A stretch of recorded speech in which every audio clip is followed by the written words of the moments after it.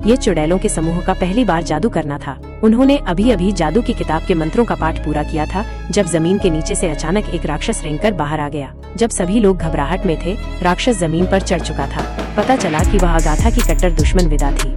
Agatha ने जैसे ही उसे देखा, तुरंत उस पर हमला करने वाली थी, लेकिन सौभाग्य से दूसरों ने उसे रोक दिया। अगाथा गुस्से में मुड़ी और वहाँ से चली गई। कोई चारा नहीं था। स्नोव्हील मिसेज की पहले राउंड के बाद मृत्यु हो जाने के कारण चुड़ैलों के समूह में एक सदस्य कम हो गया था, इसलिए उन्हें जादू की किताब का उपयोग करके एक साथी को बुलाना पड़ा। थोड़ी देर चलने के बाद समूह ने अचानक सामने एक घर देखा।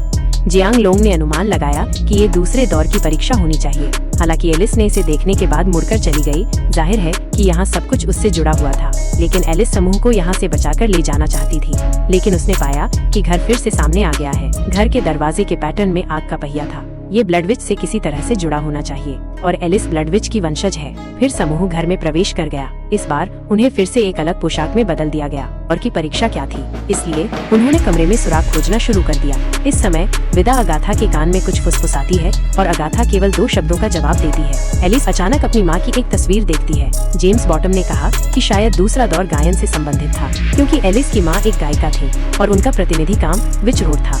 इस समय विदा फिर से अगाथा को ढूंढती है और उससे पूछती है कि उसने एक लड़के को क्यों लाया।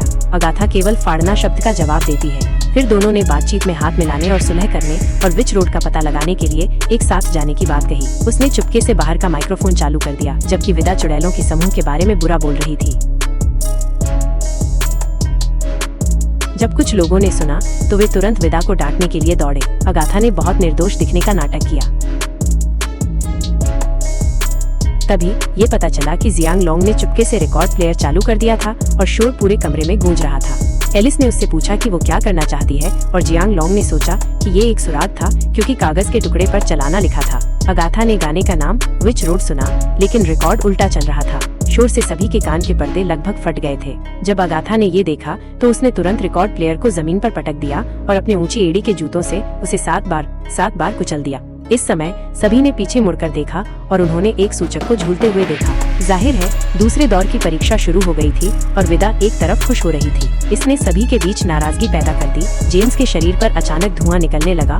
जेम्स को जमीन पर लेटे हुए देखकर एलिस को एक विचार आया। उसने एक चाकू लिया और सीधे जमीन पर एक घेरा बनाया, जबकि वो मंत्रों का पाठ कर रही थी।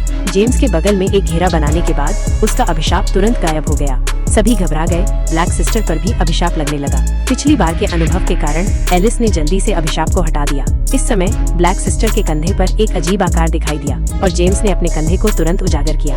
जैसा कि अपेक्षित था, ये उसके साथ भी हुआ। उसी समय आकाश में जानवरों जैसी चीखें सुनाई दी और अगाथा ने अचानक एलिस से पूछा कि क्या वो इसे लाई थी। पता चला कि ये हमेशा उसके कंधे पर था। एलिस हमेशा सोचती थी कि यह एक जन्म चिन्ह था। इस समय जियांग लोंग अचानक पीछे से एक तेज शक्ति से आकर्षित हुई और वो जमीन पर गिर गई। सभी लोग स्थिति की जांच करने के लिए दौड़े और जियांग लोंग ने कहा कि वो चुड़ैलों के समूह की सदस्य नहीं थी, तो उस पर अभिशाप क्यों लगा।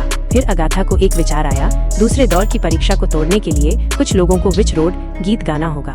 हालांकि एलिस ये गीत नहीं गाना चाहती थी, लेकिन परीक्षा पूरी करने के लिए सभी ने जल्दी से अपने पसंदीदा वाद्य यंत्र चुने और फिर उन्होंने अपना गायन समय शुरू किया। हालांकि यह गीत बहुत अच्छा था, से ही कुछ लोगों ने गाना शुरू किया। आसपास के लोग नृत्य करने लगे। ऐसा लग रहा था कि विच रोड गाना उपयोगी था, इसलिए उन्होंने और भी मेहनत की और हर किसी ने अपनी पूरी ताकत लगा दी। एलिस ने अचानक ऊपर एक राक्षस देखा जो ब्लड विच परिवार का अभिशाप था। वो तुरंत पियानो पर लौट आई और विच रोड को और भी मेहनत से गाया। शायद ये अभिशाप को दूर करने का एकमात्र तरीका था। कुछ देर गाने के बाद राक्षस अचानक काले धुएं के बादल में बदल गया और फिर एलिस के कंधे पर गिर गया। सभी लोग इस दृश्य से घबरा गए, लेकिन एलिस बहुत शांति से गा रही थी। राक्षस के गायब होने के साथ ही घड़ी की सुई भी झूलना बंद हो गई और फिर पियानो के नीचे एक छेद दिखाई दिया। लेकिन जियांग लोंग अचानक बेहोश हो गई। ये पता चला कि उसके पेट में अभी गंभीर चोट लगी थी। जब सभी लोग घबरा रहे थे, ब्लैक सिस्टर को एक विचार आया। उसने एलिस को एक गिलास पानी भरने के लिए कहा और फिर उसने चांदनी के नीचे एक प्राचीन मंत्र पढ़ा और फिर उसने जियांग लोंग के घाव पर पानी डाला।